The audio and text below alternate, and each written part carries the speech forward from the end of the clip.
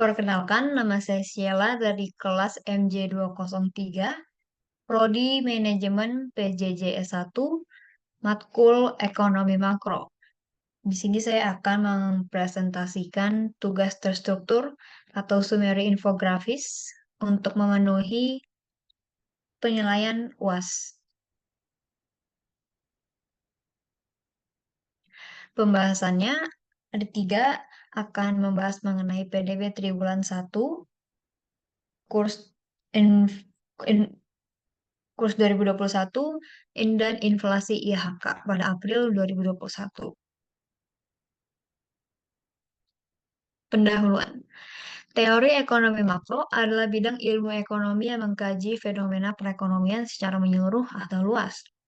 Pertumbuhan ekonomi juga termasuk Gross Domestic Product atau GDP, atau Produk Domestik Bruto atau PDB, yang berarti peningkatan pendapatan nasional PN dan indeks harga konsumen IHK. Serta pada awal tahun 2020, COVID-19 menjadi masalah kesehatan dunia. Kasus ini diawali dengan informasi dari Badan Kesehatan Dunia atau WHO. Rumusan masalahnya, di sini ada tiga. Yang pertama, jelaskan secara singkat siapa pihak-pihak yang terlibat di dalam penentuan kebijakan ekonomi di Indonesia.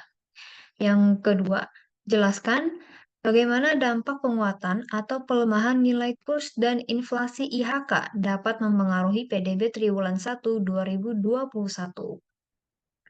Dan yang ketiga, bagaimana kondisi perekonomian makro Indonesia saat ini 2021 di tengah pandemi COVID-19. Dan tujuan dari makalah ini, maksud saya PPT ini adalah untuk membuat rangkuman atau summary yang berisi faktor-faktor seperti kondisi PDB, nilai kurs pada April 2021, dan inflasi IHK pada 2021.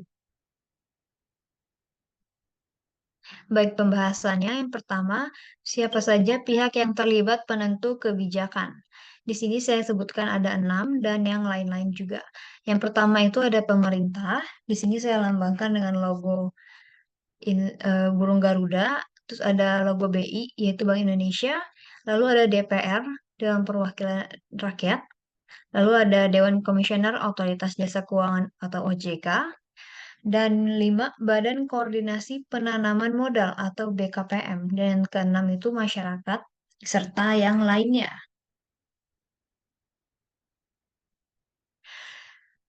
Lalu ada dampak penguatan dan pelemahan nilai kurs dan inflasi IHK triwulan 1 2021.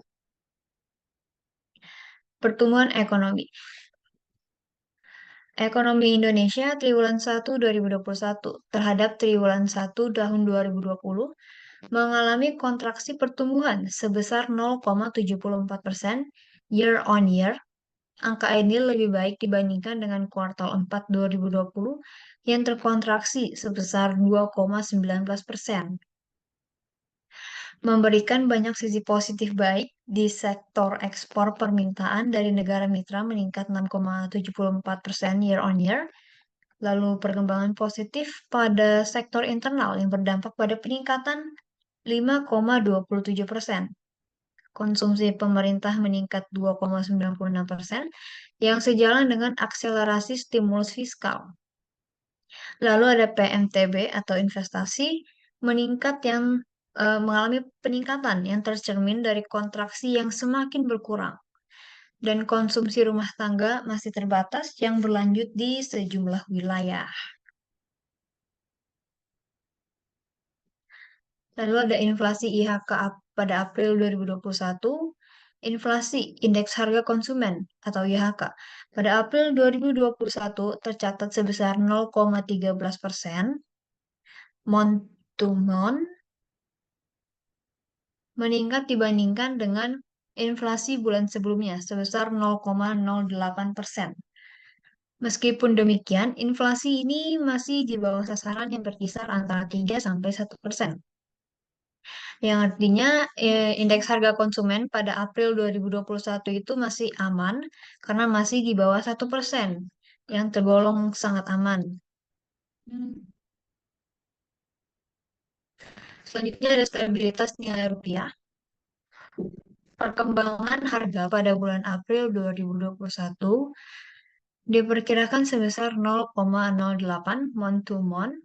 Dengan perkembangan tersebut, perkiraan inflasi April 2021 secara tahun kalender sebesar 0,53% dan secara tahunan sebesar 1,37%. Artinya masih aman karena di bawah 3%. Lalu dampak penguatan nilai kurs. Harga impor barang ini adalah dampak positifnya. Harga impor barang menjadi lebih murah dan hal ini berdampak pada meningkatnya daya beli barang impor yang memengaruhi pertumbuhan ekonomi. Inflasi yang tinggi juga menyebabkan meningkatnya nilai barang dan jasa, yang membuat menurunnya minat daya beli dari masyarakat.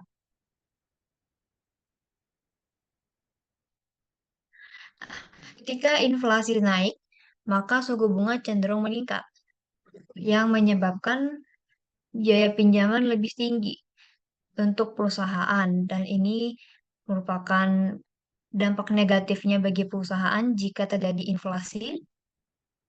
Dan apabila inflasinya stabil atau terkontrol, artinya terdapat kepastian harga yang menguntungkan bagi para investor dan masyarakat atau konsumen memiliki kepercayaan dalam membelanjakan uang mereka.